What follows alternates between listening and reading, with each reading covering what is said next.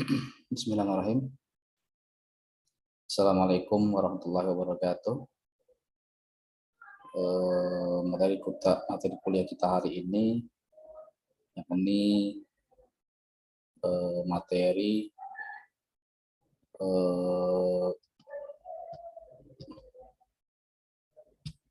perkembangan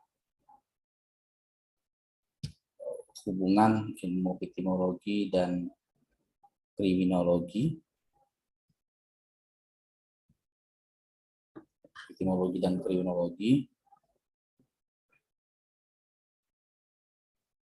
Nanti akan saya bahas beberapa tahapan sih, tapi perkembangan ilmu epistemologi itu sendiri dan apa kaitannya dengan ilmu kriminologi. Ini disinggung juga seputar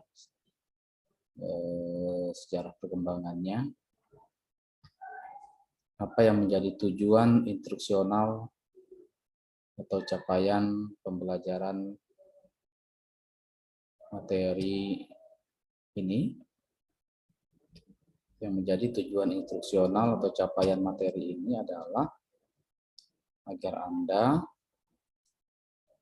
sebagai mahasiswa bisa memahami perkembangan dan hubungan ilmu epistemologi dengan kriminologi, di mana letak keterkaitan antara keduanya. Perkembangan hubungan ilmu epistemologi dan kriminologi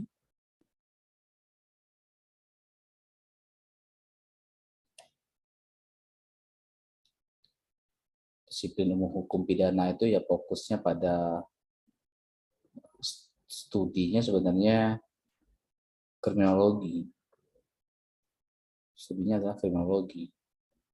Karena di situ ada hukum pidana lebih cenderung mengatur dalam hukum pidana itu bicara bagaimana penghukuman, terus juga mengatur tentang subjek pelaku dan perbuatan yang dilarang dalam hukum pidana. Di sini sebenarnya fokus disiplin ilmu hukum pidana itu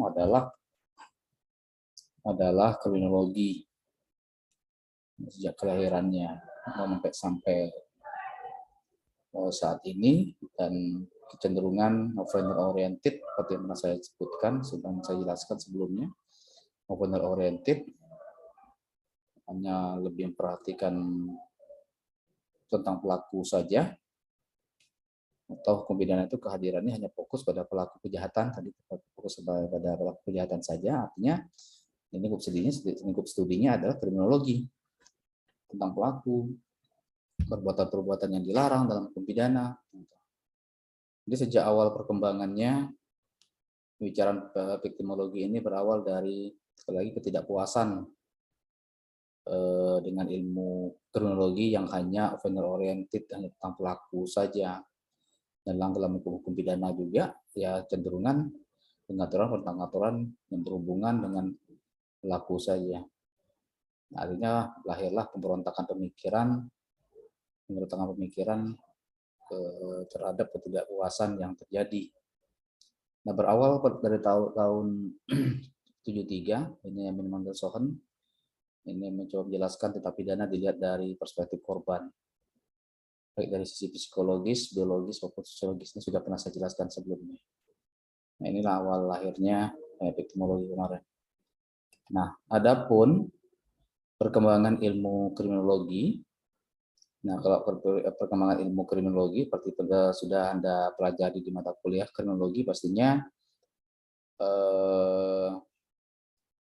ada beberapa, ada yang menyebutkan ini mazhab, ada yang menyebutkan ini perspektif kejahatan dalam pemahaman lingkup klasik dan positifis serta kritis. Ini perkembangan ilmu kriminologi dalam menjelaskan fenomena kejahatan. Ini ada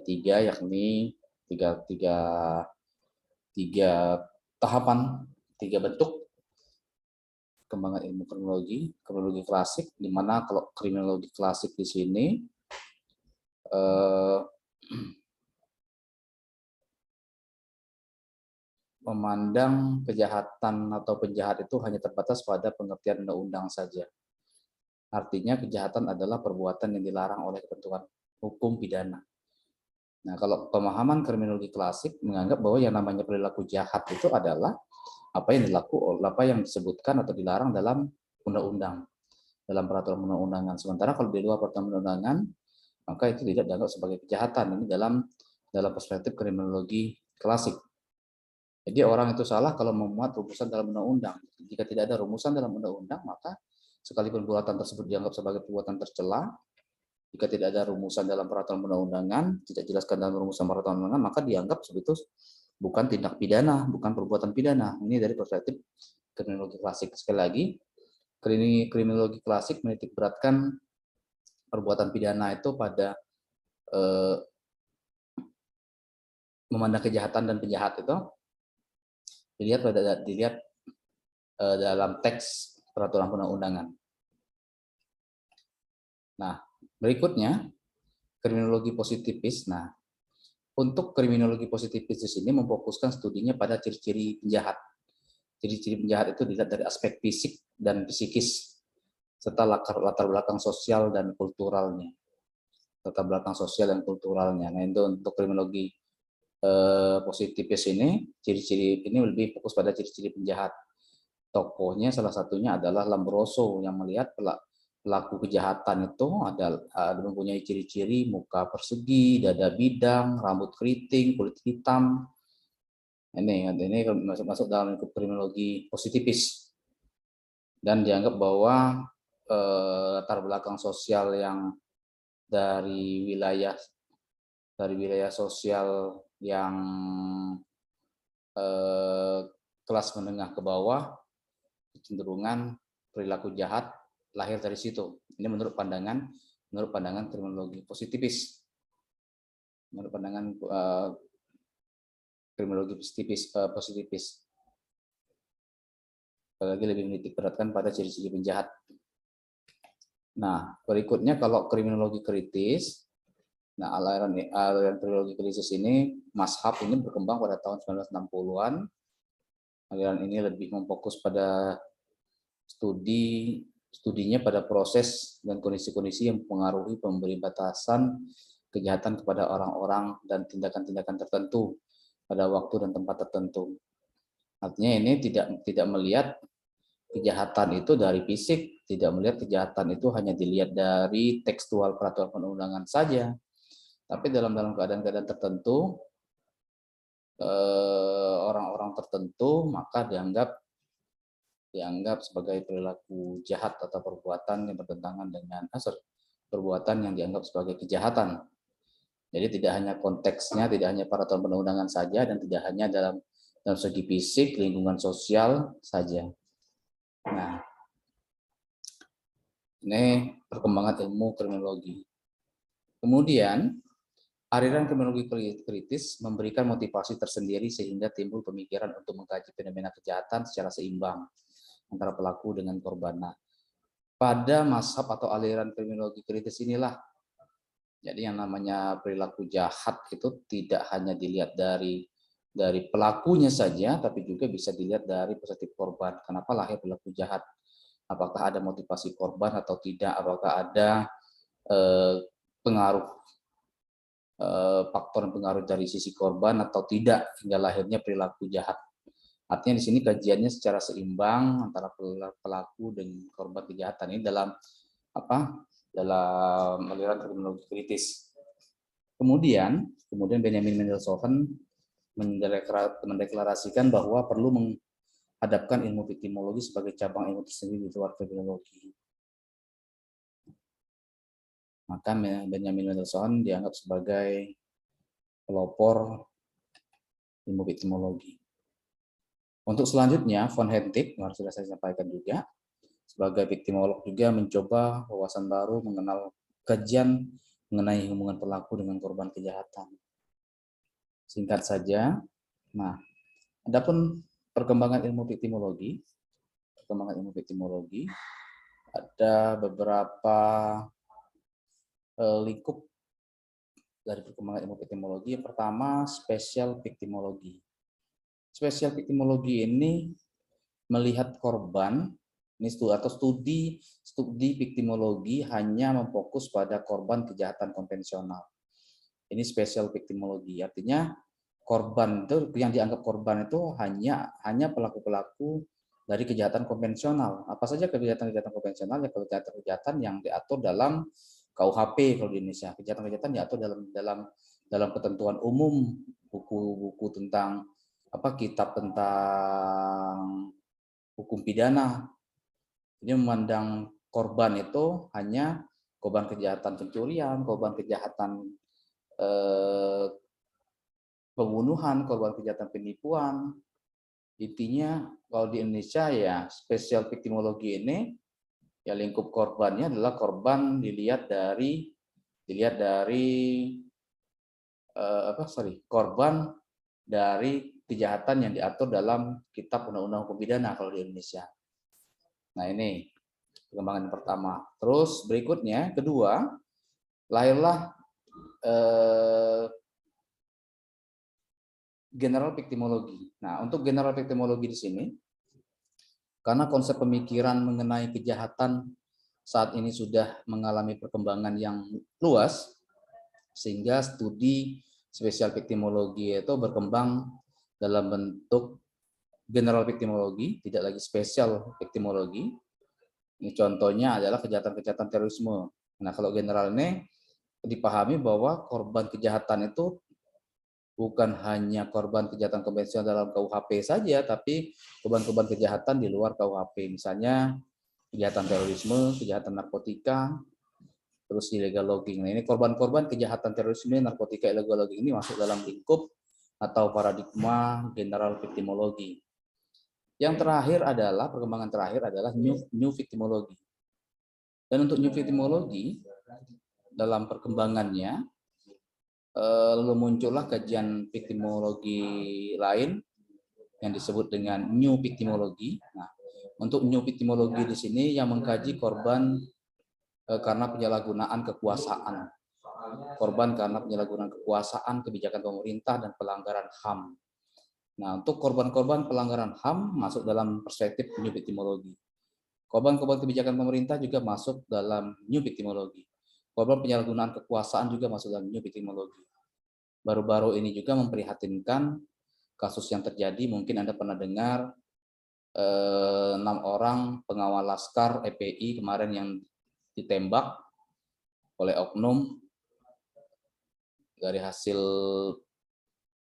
pemantauan Komnas HAM menganggap bahwa itu tidak disebutkan bahwa itu adalah yang oknumnya adalah kepolisian, tapi disebutkan pelakunya adalah aparatur negara. Ini dalam hasil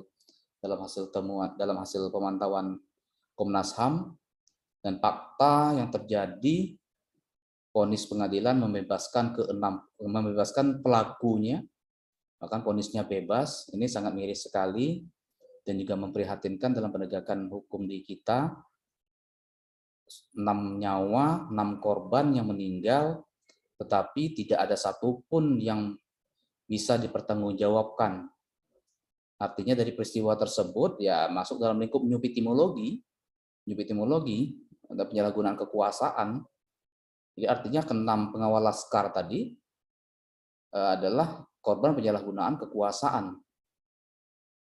Dengan keterbatasan proses pembuktian, hakim juga sebenarnya dari kacamata akademisi, sebenarnya hakim tidak bisa dipersalahkan juga ketika memutuskan peristiwa tersebut dengan vonis bebas. Karena keterkaitan antara pelaku yang didakwakan itu dengan alat bukti dan kesesuaian, dan juga dilihat dari kalau disinggung dengan alasan penghapus pidana, maka tidak salah jika hakim memutuskan oknum tersebut dengan vonis bebas. Hakim tidak salah memutuskan oknum tersebut dengan vonis bebas. Tetapi yang jadi permasalahan kehilangan nyawa 6 orang ketika dalam proses pengintaian, ketika dalam seperti di media-media yang sering kita dengar, proses pengintaian kegiatan yang dilakukan oleh Habib Rizik hingga berakhir dengan pembunuhan terhadap 6 orang pengawal laskar, karena ternyata di persidangan dalam bukti persidangan ternyata, ya kalau pandangan saya sebagai akademisi melihat tidak ada keseimbangan dalam pemaparan alat bukti. Buktinya apa? Buktinya semua hanya dari sisi pelaku saja, tapi tidak ada dari sisi sebaliknya. Misalkan apakah warga-warga sekitar ada dimintain keterangan seputar itu. Kemudian juga berita-berita di internet juga kita lihat adanya razia penghapusan video, pemeriksaan video handphone pada saat kejadian. Itu warga-warga yang ada di sekitar KM 50 itu. Nah, ini masuk dalam lingkup new victimology. Ini korban kebijakan korban penyalahgunaan kekuasaan. Bahkan kalau dilihat dari tipologi victimologi, jika dilihat dari tipologi korban, ini kasus ini juga masuk dalam tipologi political victim, gitu. Korban kebijakan. Karena ketika ada sosok seorang Habib Rizik yang dianggap bisa mempengaruhi kekuasaan sebagai karismatik tandingan, maka ada upaya-upaya untuk selalu mengikuti kemana Habib Rizik, memantau kemana Habib Rizik, hingga akhirnya terbunuhlah ke beberapa orang pengawal laskar tadi. Nah, mungkin itu saja untuk materi hari ini. Ini juga materi ini jadi salah satu pertanyaan juga di materi ujian kita untuk tes nanti. Lebih dan kurang saya mohon maaf, pada Allah saya mohon ampun. Wabillahi taufiq wal hidayah. Saya akhiri. Wabillahi taufiq wal hidayah. Wassalamualaikum warahmatullahi wabarakatuh.